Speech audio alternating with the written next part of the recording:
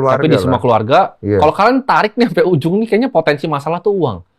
Kalau uang ini kita singkirkan loh, kayaknya masalah lebih dikit. Iya, masalah lebih berkurang. Iya, dan perceraian juga datanya kan finansial nomor 1 ya. Oke, dari situlah lu masuk nih ke cara berpikir lu pelajarin semua. Gue pelajari semua tentang uang, gitu. Apa hal-hal menarik yang orang tidak tahu tentang uang yang lu pelajarin? Salah satunya adalah tadi, nggak banyak yang tahu kan, orang tahu data inflasi 1% kan. Tapi ya gue bisa tahu karena gue bagi beras. Jadi ini gue sekalian ngedata juga. Selama 2 tahun terakhir gue bagi setiap minggu tuh sekitar 3-5 ton beras. Setiap minggu hari Jumat itu gue bagi terus. Itu inflasi sekitar 23,5%. Jadi kalau sekarang tahun ini lo beli beras yang sama tahun lalu, itu berasnya harganya itu yang banyak gabahnya sekarang. Itu inflasi 23% beras doang. Pendidikan itu lebih tinggi lagi, bisa 30% tahun ke tahun. Jadi kalau misalnya Bang Densu ini kan pasti punya anak udah mulai siapin financial planning nih, mungkin barang bini untuk anak ini ke depan sekolahnya pasti udah mau disiapin nih dananya nih. Itu harus disiapkan untuk tadi, pendidikan ini naiknya kencang banget Bang. Apa yang akan terjadi? Kok sekolah harganya mahal-mahal banget gitu? Itu disebut karena inflasi. Jadi banyak yang nggak paham konsep ini. Konsep ini sederhana menurut gua. Inflasi adalah di mana uang lu tuh dicetak. Gitu. Jadi uang itu bisa beredar, Bang. Jumlah uang yang beredar ini makin banyak.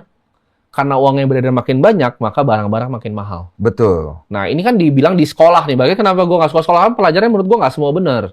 Ini kan teori orang kira ini udah lama sekali. Ini belum 100 tahun. Yang bikin namanya John Maynard Keynes.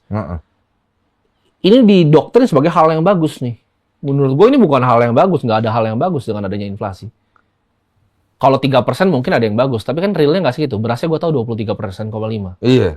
Jadi ketika lu bekerja nih Bang, contoh ya, lu gaji UMR nih 4 juta. Dulu rumah 500 juta mungkin masih oke. Di pinggiran tapi masih bisa tinggalin. Sekarang 500 juta dapat apa di sini?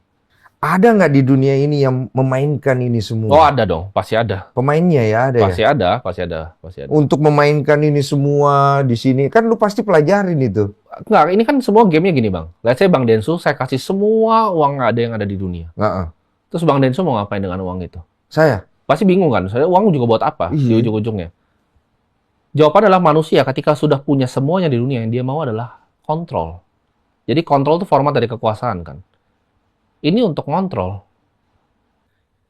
Jadi sistem fiat ini gue sebutnya, sistem fiat ini itu diciptakan itu di Jekyll Island. Jadi sebuah pulau. Ini zaman dulu ya. Presiden Amerika dulu yang pernah ngomongin ini pun nggak ada yang berani ngomongin ini. Dari ada sebuah kartel yang bikin semua ini terjadi seperti sekarang. Dan 1971 Presiden Richard Nixon itu lepas uang dari emas. Nah ini mungkin gue jelasin dari kertasnya dulu nih. Kenapa formatnya kertas? Zaman dulu orang transaksi pakai emas Bang. Nah gue kasih contoh sederhana aja. Kita ke zaman